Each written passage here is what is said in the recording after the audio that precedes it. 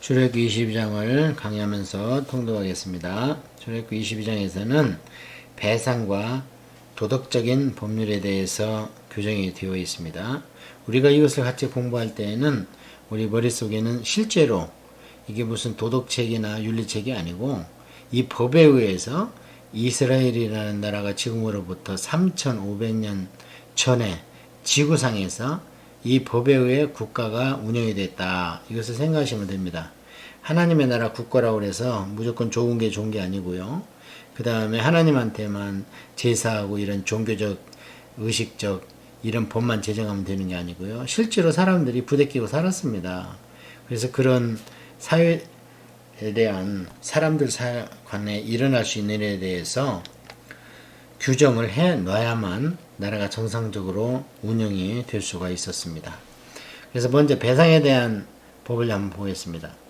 사람이 소나 양을 도둑질하여 잡거나 팔면 그는 소 한 마리에 소 5마리로 갚고 양 한 마리에 양 4마리로 갚을지니라. 배상에 대한 법률인데요. 그러니까 소나 양이 이 당시에는 재산 목록 1호입니다. 그리고 양보다는 소가 훨씬 귀하고 비쌉니다. 그래서 소에는 5배로 배상을 해줘야 되고요. 양은 4배로 배상을 해야 돼요. 이거 엄청난 거예요. 보통 이제 2배로 하거든요. 뭐 도둑맞고 이런 거 배상할 때는. 그런데 엄청 세요. 그래서 이렇게 이제 귀한 것을 배상할 때는요. 귀중한 것. 소 같은 경우에는 그 집안의 재산만 될 뿐만 아니라 재산 증식으로도 제일 1순위 아닙니까? 그래서 이것은 아주 중하게 법을 정해놨어요. 그래서 이제 어떤 분들은 그런 얘기를 해요. 성경은 사형을 어떻게 보고 있는가? 성경은 사형을 인정하고 있습니다. 여러 군데에서 사형은 사람 죽이는 것에 대해서 인정을 해주고 있습니다. 왜 그렇습니까? 법에는, 형법에는 2가지 목적이 있어요. 첫째는 형벌의 목적이 있죠. 이미 그 법에 저촉하는 범법 행위를 한 기수범에는 형벌을 함으로써 그게 판례가지고 전례가 됩니다. 그 결과 2번째 예방의 효과가 있는 겁니다. 그래서 이 예방한 말미암아 범죄 수가 현저히 줄어드는 거예요. 싱가포르 보십시오. 얼마나 그 공무원에 대한 범죄라든지 일이 셉니까? 그러니까 아주 투명하고 막습니다. 그래서 그런 취지에서 귀한 것은 벌이 더 많다, 중하다. 그런 것을 우리가 하나님의 마음을 읽을 줄 알아야 됩니다. 도둑이 들고 들어오는 것을 보고 그를 쳐 죽이면 피 흘린 죄가 없으나 해 도전 후에는 피 흘린 죄가 있으리라. 도둑은 반드시 배상할 것이나 배상할 것이 없으면 그 몸을 팔아 도둑질한 것을 배상할 것이요. 도둑질한 것이 살아 그의 손에 있으면 소나 낙이나 양을 막론하고 갑절을 배상할지니라. 이건 이제 정당방위냐 과잉방위냐 그런 얘기인데요. 도둑이 뚫고 들어오는 것을 보고 그를 쳐 죽였습니다. 그런데 3절에 보면 이 경우가 또 이런 경우가 있었는데 그때는 해 돋은 경우라는 거예요. 그러면 이거는 이제 해가 돋기 전, 다시 얘기하면 밤에 일어난 일입니다. 그래서 밤에 도둑이 들어오는 걸 보고 쳐 죽이면요 정당방위라는 겁니다. 그런데 2번째 케이스로서 해가 번이 떠 있는데 도둑이 들어왔는데 쳐 죽여버렸어요. 그러면 거기는 감정과 고의가 있다는 거예요. 그래서 그거의 경우에는 피 흘린 죄가 있다는 거예요. 무슨 얘기 아시죠? 대낮됐으면 벌써 사람이 각성해서 이성도 있는 것이고 이웃도 있는 것이고 고함질르면 와서 도와줄 것이고 그 다음에 식구들이 힘을 합치면 도둑을 몰아낼 거 아닙니까? 어떤 도둑이 들켰는데 도망갈 생각부터 하지 달라든 생각부터 합니까? 그런 도둑이 어디 있습니까? 그런데 죽였다는 거예요. 낮에 도둑을. 그래서 그것은 고의성이나 이런 것이 있기 때문에 과잉방위다. 그것은 죄가 되는 겁니다. 자, 그런데 이제 다음 경우로서 도둑을 잡았습니다. 그래서 도둑을 잡았는데 도둑이 배상할 것이 없어요. 그러면 재판관한테 가서 물건에 대해서 또는 그 행위에 대해서 값을 정합니다. 값을 정해서 도둑이 못 갚는다 그러면 그러면 이 집에서 노력봉사하도록 하라. 이렇게 판결을 내면 거기에 따라야 되는 것이고요. 그다음 이제 도둑질을 했는데 아직 첩했으니까요. 그 도둑한 것이 아직 그의 손에 있어요. 살아 있어요. 그러면 그것만 되찾는 걸로 안 되고 갑절을 배상을 해서 주인한테 손해배상을 해야 되는 겁니다. 자, 그 다음에는 사람이 밭에서나 포도원에서 짐승을 먹이다가 자기의 짐승을 놓아 남의 밭에서 먹게 하면 자기 밭에 가장 좋은 것과 자기 포도원에 가장 좋은 것으로 배상할지니라. 여기에는 이제 어느 정도 고의성이 있죠. 왜냐하면 짐승을 먹이다가 자기 짐승을 놓았습니다. 그래서 먹게 했어요. 그러면 그걸 보고 있잖아요. 지금 짐승을 놓았다는 거 보니까 주인이 있으니까. 예, 그런 때는 어쨌든 가장 좋은 것으로 원상복귀를 하라. 불이 나서 가시나무에 댕겨 낯가리나 거두지 못한 곡식이나 밭을 태우면 불러온 자가 반드시 배상할지니라. 예, 이 불러온 거를 누가 이제 불이 번지는 것을 좋아할 사람이 어디 있습니까? 그런데 내 건 태운 거에 대해서는 뭐 어쩔 수 없지만 불이 이웃집 걸 태웠어요. 그러면 반드시 배상을 하라는 겁니다. 이거는 고의나 과실이나 따지지 않습니다. 그러니까 하나님은 원상복구가 원칙이다 이겁니다. 그래서 이제 예를 들어서 어떤 구역장이 구역 예배를 위해서 구역원들을 초대를 했는데 그 중에 이제 아기가 하나 따라와 가지고 구역장 집에 찻잔을 하나 깼다고 칩시다. 그런데 그 찻잔이 이제 보통 여자분들은 세트로 이렇게 놓기를 좋아하잖아요. 어떤 건 장식용도 있고 이제 가끔 일이 있을 때 꺼내 쓰고 참 귀하게 여기는 것도 있을 테고요. 그런데 그것을 보고 어떤 구역장이든지 이거 물어내 한 사람 누가 있어요? 그러시면 마음은 짠합니다. 그렇다고 그 애기 엄마가 괜찮아 하는 구역장 말 듣고 괜찮은 줄 알고 있으면 안 된다는 거예요. 배상이나 변상을 해서 그것을 원위치를 시켜줘야 되는 겁니다. 그게 이제 하나님의 공입니다. 이에는 이, 눈에는 눈, 이렇게 해서 그대로 그만큼만 해주면 서로가 구역장이 그렇게 했지만 나중에 이제 어쩐지 그 남은 것은 세트에서 이가 빠지니까 속이 상할 거 아닙니까?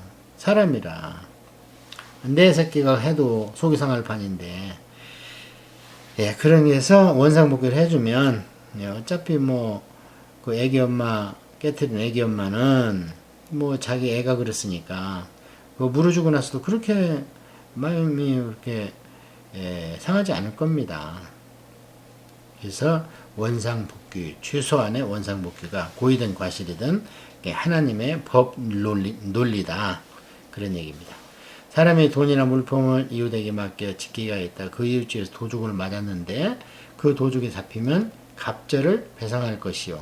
도둑이 잡히지 아니하면 그 집 주인이 재판장 앞에 가서 자기가 그 이웃의 물품에 손댄 여부의 조사를 받을 것이며.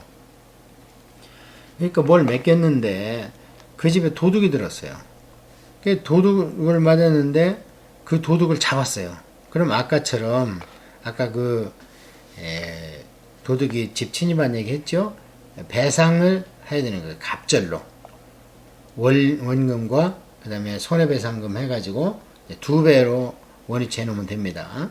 근데 도둑이 안 잡혔어요. 안 잡혔는데 그 집주인이 주장하기를 난 도둑 맞았습니다. 억울합니다. 이걸 내가 어떻게 2배로 갚겠습니까? 이렇게 얘기하면 그 사건을 재판장한테 가서 조사를 받는 거예요. 원고가 피고가 돼가지고 조사를 받는데 어떤 이름 물건 즉 소나 나그나 양이나 의복이나 또는 다른 이름 물건에 대하여 어떤 사람이 이르기를 이것이 그것이라면 양편이 재판장 앞에 나갈 것이요 재판장이 죄 있다고 하는 자가 그 상대편에게 갑절을 배상할지니라. 그 이제 원고와 피고가 돼서 갔습니다. 갔을 때 원고가 됐던 그러니까 원래 물건 주인이 됐던 아니면 그걸 맡은다가 됐던 판결의 결과에 따라서 원상 회복이 아니라 그 100%를 더해서 갑절로 배상을 하라는 겁니다. 자, 이런 경우에 누가 감히 이것을 의도적으로 재판장에 끌고 갈 수 있겠습니까? 이렇게 센데 판결이 그래서 일단은 예방 효과가 있는 것이고요.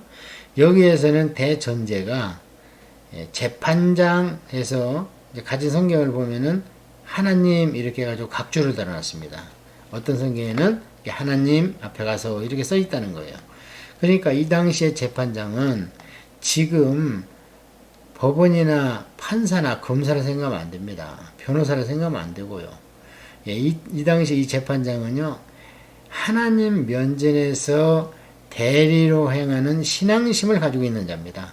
그것을 백성들이 다 알고 있고 신뢰하고 있습니다.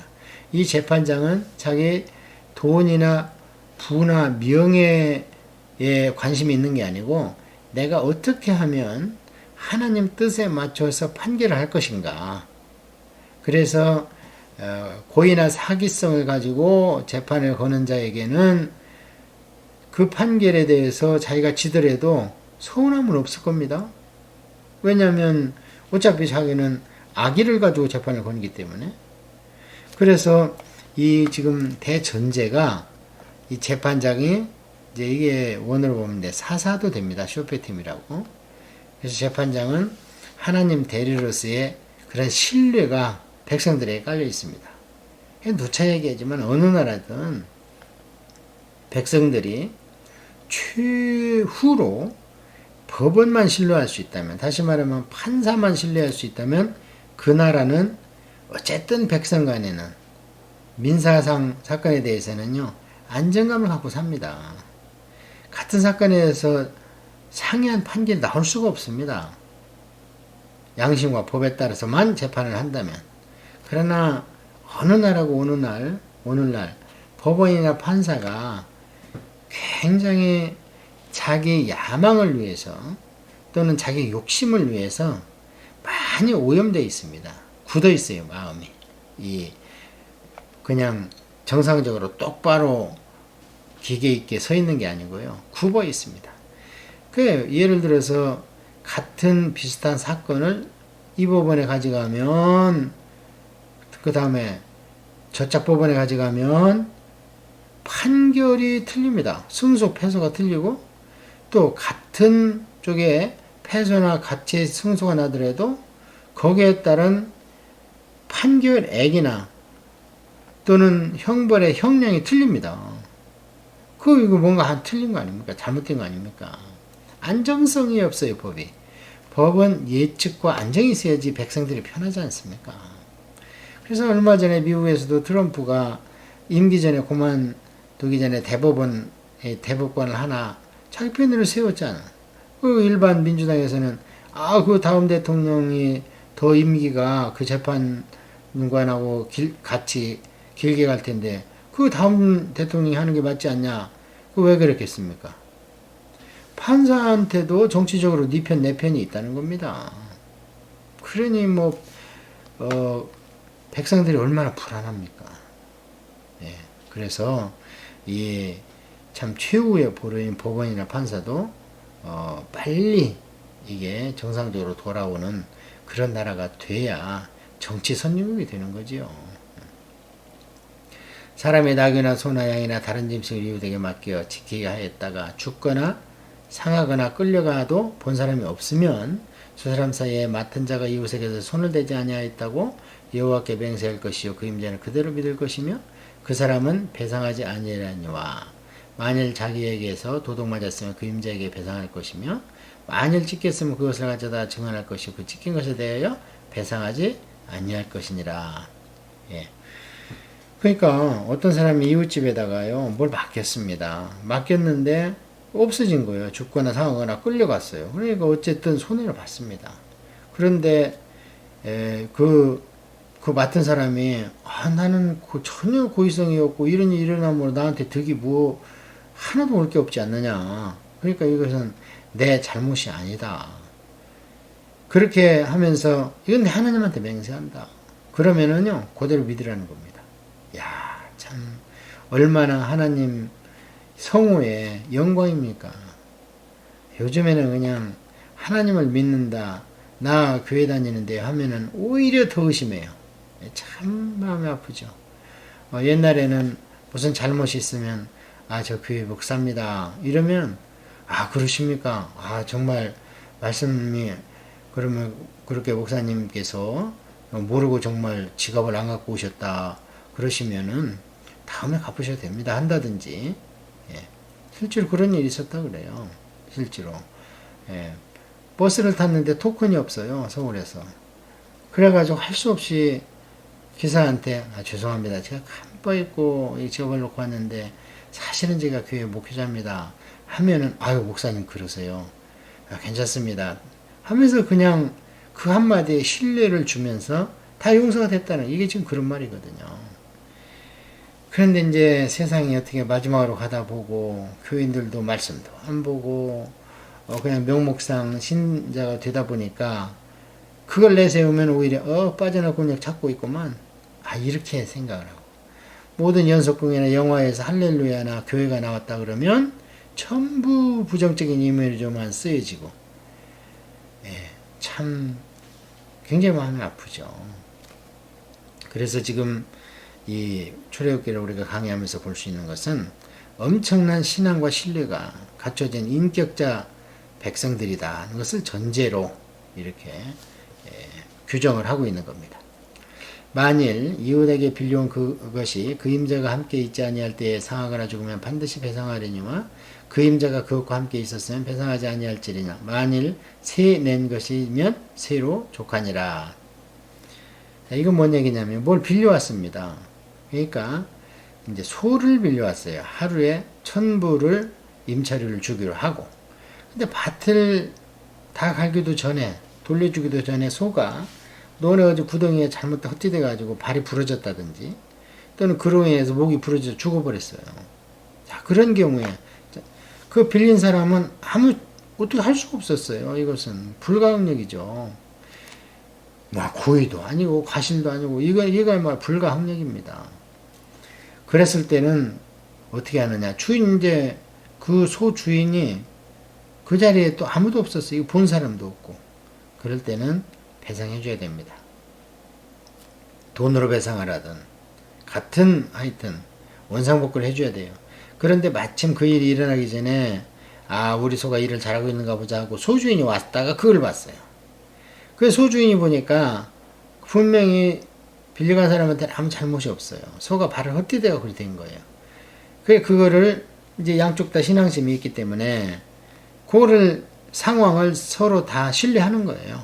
그렇구나 하면은 배상은 안 해도 돼요. 그런데 소를 1000불에 빌리기로 했잖아요. 그러면 임차료는 주라는 거죠. 이게 그 얘기입니다. 16절입니다. 사람이 약혼하지 아니한 처녀를 끼워 동침하였으면 납폐금을 주고 아내를 삼을 것이요. 만일 처녀의 아버지가 그 딸을 그에게 주기를 거절하면 그는 처녀에게 납폐금으로 돈을 낼 것이니라.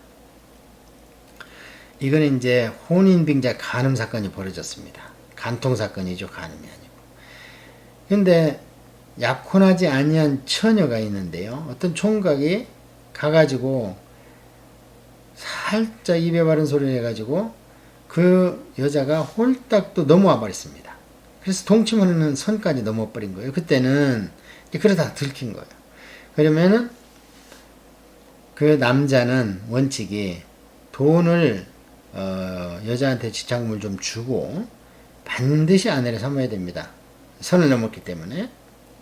그런데 이건 전제가 그 결혼하기 전까지의 여인의 모든 결정권은 친정 아버지가 가지고 있습니다.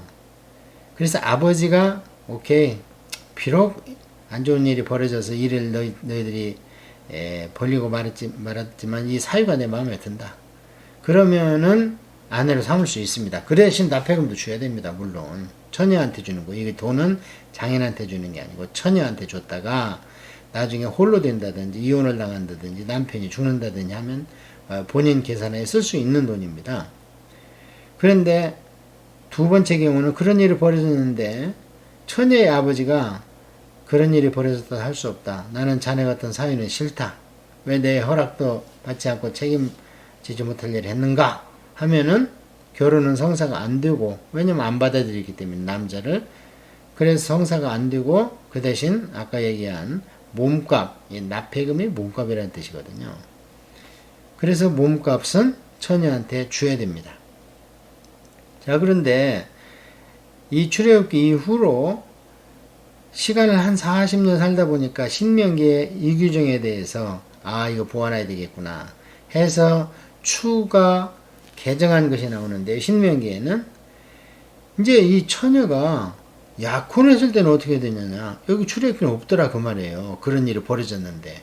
그래서 그때 규정하기를 약혼한 처녀가 어쨌든 남자한테 꼬임을 받아서 넘어갔든 말든 둘이 간통을 하면 둘 다 죄책이 있는 거야. 그래갖고 둘 다를 죽입니다. 그래가지고 판례를 만들어서 다시는 이런 일이 이스라엘 땅에서 벌어지지 않도록 아주 엄한 벌로 다스리도록 그렇게 되어 있습니다. 근데 이렇게 정혼을 이제 했는데, 그 부인의 여자의 친정아버지가 또 한 경우는 하나님 그래도 받아들일 수가 없다. 이제 받아들였을 경우에는 납폐금을 주고 이제 파혼을 하고 이 남자한테 갈 수 있죠. 그런데 또 정혼을 했지만 나 받아들일 수 없다. 그러면은 똑같이 정혼을 안 한 경우와 똑같이 납폐금을 주고 처녀는 원래 약혼한 자한테 갈 수 있다. 그런 규정을 해놓은 것입니다. 너는 무당을 살려두지 마라. 이거는 뭐 기독교 입장에서 당연한 거죠. 오늘날 한국에 100만, 150만 이 점을 치는 사람들이 있고, 점 치는 사람들을 육성하는 무당학교도 여러 군데 있다고 그래요. 참 큰일 났습니다. 제가 이제 참 정치 얘기는 잘 안 하려고 하는데, 박정희 대통령이 한 일 중에 기억나는 것이 미신타파. 제가 초등학교 다닐 때 참 많이 들었습니다. 미신타파. 그래가지고 그때 이제 지금 많이 문제가 되는 신천지 그 대부되는, 제 이름이 잘 생각이 안 나네요. 이삭인데 그 과천에 있던 이제 그 출신이거든요. 지금 이만희 씨가. 거기도 그냥 군대로 끌어가 버렸어요.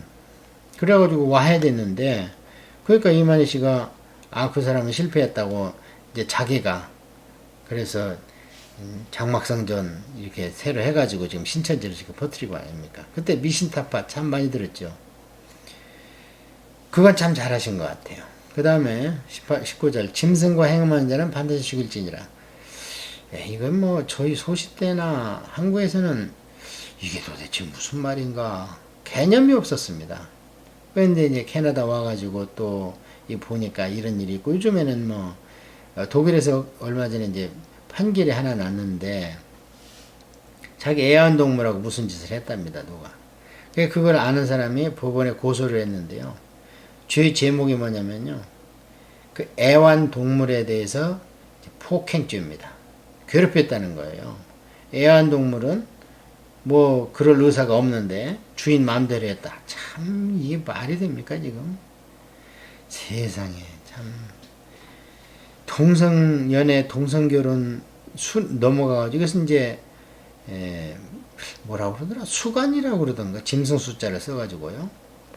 근데 그것도 무슨 도덕적 문제나 또는 위생적 이런 걸로 처벌을 하는 게 아니고요, 애완동물 폭행죄라고 그래갖고 실형 나왔다고 그러더라고요. 하여튼 독일에서 좀 몇 년 전에 들은 얘기입니다. 자, 여호와 외에 다른 신에게 제사를 드리는 자는 멸할지니라. 너는 이방 나그네를 합제하지 말며 그들을 학대하지 마라. 너희도 애굽 땅에서 나그네였습니다. 너는 과부나 고아를 해롭게 하지 마라. 여기 하나님의 눈에 보이는 3대 약자 보호법입니다. 성경에서 이 3대 약자, 이걸 우리가 상식으로 알고 있어야 되는데요. 나그네입니다. 두 번째는 과부입니다. 세 번째는 고아입니다. 그래서 이 분들의 공통점은요, 세상으로서는 하소연할 데가 없다는 겁니다. 도와줄 사람이 없고, 그래서 내가 만일 그들을 해롭게 함으로 그들이 내게 부르짖으면 내가 반드시 그 부르짖음을 들으리라. 여기 원어로 보면 그들이 내게 부르짖으면이 원어상으로는요, 그들은 반드시 내게 부르짖는다 입니다. 이스라엘 민족이니까 하나님한테 부르짖죠. 신이 없는 사람이라도 막 그냥 뭔가에 빌 거 아닙니까? 천벌을 받게 해주십시오 하고 빌 거 아닙니까? 그래서 반드시 부르짖는데, 이 원어상 개념인데, 이스라엘 민족은 이제 하나님 계시니까 반드시 하나님한테 좀 벌 좀 내려주세요. 그러면 그 부르짖음에서는 하나님이 반드시 응답하겠다는 거예요. 그래서 하나님은 고아의 아버지가 되는 것이고요. 과부의 남편이 돼요. 내가 돼주겠다. 그리고 나그네에 대해서는 내가 호스트가 돼주겠다. 내가 돕는 자요, 초청하는 자, 초대하는 자가 돼주겠다. 그게 성경에 기록이 되어 있고 보장하는 겁니다. 이 3대 약자 보호법. 그래서 이것은 오늘날 교회에서도 반드시 눈을 돌려야 될 부분이죠. 왜냐하면 이분들은 어디 하소연할 데가 없어요. 나그네니까. 그 나라 법에 보호도 못 받아요. 그 다음에 과부니까 혼자 결정해야 되고, 여자가 또 얼마나 약합니까? 여기에 뭐 호래비를 해롭게 하냐고 이런 얘기 없잖아요, 지금? 남자는 튼튼히 혼자 잘 살아가고 생활력이 있습니다. 이 당시에 혼자 된 여인들은요, 짭이 없습니다. 돈벌이가 없어요. 그 오직 하면 몸 팔아야 되고, 그 나오지 않습니까? 창세기에. 그래서 하나님께서 과부에 돌보시고 남편이 되시고 그런다는 겁니다. 호랍에 대한 규정은 없습니다. 그래서 3대 약자, 그래서 나그네, 고아나 과부. 나의 너가 맹렬함으로 내가 칼로 너희를 죽이리니 너희 아내는 과부가 되고 너희 자녀는 고아가 되리라. 하나님의 그들의 부르짖음을 들으면 결과가 어떻게 되냐면요, 남편과 동시에 아버지죠. 남자는 죽이겠다는 거예요. 칼로. 그건 뭐요? 전쟁에 나와가지고 패배시켜가지고 그 부인은 과부가 되게 하고 그의 아들은 고아가 되게 해버리겠다는 참 무서운 말씀이죠. 그러니까 제발 그들에게 반드시 구제자 1호 명단에 리스트를 넣도록 하라. 하나님은 그렇게 말씀하신 겁니다. 내가 만일 너와 함께한 내 백성 중에서 가난한 자에게 돈을 구워주면 너는 그에게서 채권자같이 하지 말며 이자를 받지 말 것이며. 그러니까 원금 받는 거에 대해서는 하나님께서 뭐라고 안 하십니다. 근데 이방인은 이제 원리금을, 원금과 이자를 같이 받도록 신명기 23장에 기록이 되어 있죠. 이제 한참 살다 보니까 이제 가나안 땅에 들어가면 이방 민족하고도 무슨 거래가 있지 않겠습니까? 그때는 원리금을 받아라. 그리고 신약에도 달란트 비유에 보면 예수님께서 그러세요. 이 게으르고 게으른 종한테 무익한 종아, 게으르고 무익한 종아, 왜 그걸 땅에 묻어놨어? 차라리 은혜에 맡기면 원리금이라도 내가 왔을 때 받게 해놓지 않았어? 하고 야단치는 것을 봤을 때에 정당한, 왜냐면 가만히 있어도 그 원금이 나한테 있어도 그게 무슨 CAR 돈이 되든 원리금이 돼가지고 이자가 붙든 최소한 붙는 게 은행이자 아닙니까? 그래서 그런 것들은 인정을 해줘라. 그러나 같은 민족끼리는 이자는 받지 마라. 오직하면 손을 벌리겠냐. 내가 만일 이웃의 옷을 저당 닦거든 해가 지기 전에 그에게 돌려보내라. 얼마나 힘들면 그 덮고 자는 모포, 춥잖아요. 그때는 밤에. 그것을 잡혔는데 애를 먹여 빨리 갚는다 해가지고 애를 먹여가지고 그 옷 없이 밤에 잠들게 하면 네 이자 받을 생각보다 하나님의 벌이 먼저 온다. 그런 얘기입니다. 지금 신용카드 보십시오. 오직하면 신용카드를 못 내겠습니까? 못 내서 기한이 넘으면요, 이자가 몇 배로 올라가 버려요. 법적으로 보장이 되는 겁니다. 그런 것은 이제 비성경적이죠. 아무리 선진국가고 뭐 기독교 계통 나라를 하더라도 돈에 대해서는 뭐 전혀 이유가 없죠. 신용카드가 보통 정기 이자율보다요, 연체가 돼버리면 그냥 몇 배가 붙어요. 그래야지 빨리 이거부터 갚는다는 거예요. 비성경적이죠. 너는 재판장을 모독하지 말며 백성의 지도자를 저주하지 말지니라. 이 재판장은 어떤 성경에 하나님 이렇게 써 있습니다. 그래서 재판장, 사사, 쇼페팀, 하나님, 이게 같은 개념입니다. 같은 분은 아닙니다, 절대. 이제 백성 입장에서 봤을 때 그렇게 그런 눈으로 대하도록 하라. 이게는 이제 양쪽한테 다 하나님께서 말씀하시는 거예요. 재판장 너 알았지? 네 마음대로 하지 말아라. 백성들 알았지? 재판이 신성치 돼야 백성이 평안하다. 내 백성이. 그렇게 말씀하시는 겁니다. 너는 내가 추수한 것과 내가 짜낸 즙을 바치기를 더디하지 말지며 내 처음 난 아들들을 내게 줄지며. 그러니까 추수한 거하고 짜낸 거, 예를 들어서 뭐 참기름, 들기름 이런 거 다 가져와라, 그런 말씀이 아니십니다. 첫 수확입니다. 첫 수확. 그래서 그러고 이제 처음 난 아들을 내게 줄지며. 그게 전부 다 하나님한테 드려가지고 구약 때 무슨 성막 성전 봉사시키고 노동력 착취하고 그런 얘기가 아닙니다. 처음 난 아들이라 하더라도 속전을 내고, 우호세겔 속전을 바치고 이제 그 생부가 그 권리를 주장할 수 있고 생애권을 주장할 수 있는 겁니다. 사람에 한해서요. 그런데 이제 가축이나 이런 것 반드시 드려야 되죠. 더군다나 이제 첫 것이 흠이나 점이 있으면 온전한 그릇 대체해서 드릴 수 있고요. 그런 부분들은 이제 신명기에 가면 또 자세히 나옵니다. 내 소와 양도 그와 같이 하되 이래 동안 어미와 함께 있게 하다가 8해 만에 내게 줄지니라. 그러니까 한 1회는 이제 살려봐야 그게 처음 난 것이죠. 근데 처음 난 것이 1회를 못 채우고 한 5일이나 6일에 죽어버리면 그거 생명이라고 할 수 있겠습니까? 그러니까 사람도 일주일 지켜보고 8해 만에 할례를 하는 거 아닙니까? 그런 취지에서 좀 온전하게 구실할 수 있을 때까지는 내가 참아주겠다. 그게 일주일이다. 그래서 일주일에 원만하게 처음 난 것이 살만하면 8일째는 첫 그대 것은 나한테 갖고 와서 제물로, 희생제물로 드리도록 하라.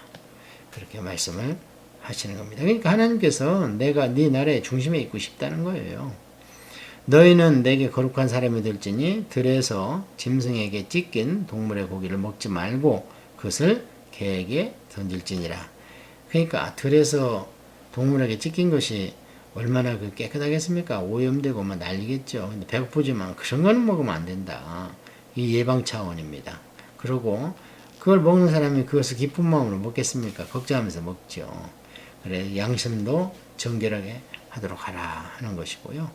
이런 데 나오는 개는 들개를 얘기하는 겁니다. 예를 들어서 아하방의 부인 이세벨의 그 피를 핥은 개, 이건 집의 애완견하고는 틀린 거예요. 이게 들개입니다.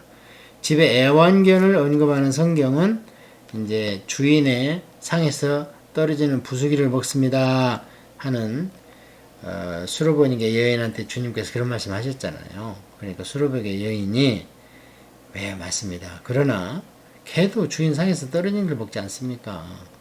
그래서 지금 이제 그 상황이 뭐냐, 오늘날은 참 웬만한 집에는 애완견이 있기 때문에 이해가 잘 가는데요. 밥상 밑에서 이렇게 고개를 쳐들고 있는 거예요. 애완견인. 그러면은 주인이 빵을 먹다가 떨어지는 것을 이렇게 거기서 하나씩 집어먹는 그런 것을 이제 두고 수르보닉의 얘기를 한 겁니다. 그러니까 들개가 아닙니다, 거기는. 그래서 성경에서는 그 두 가지 종류의 개가 원어상으로 등장하고 있다. 그것을 참고로 말씀드립니다. 자, 이렇게 해서 22장에서 하나님의 법정신, 하나님의 법제정 원리, 법제정 동기 이런 것들을 좀 곁들여서 간단하게 좀 살펴봤습니다.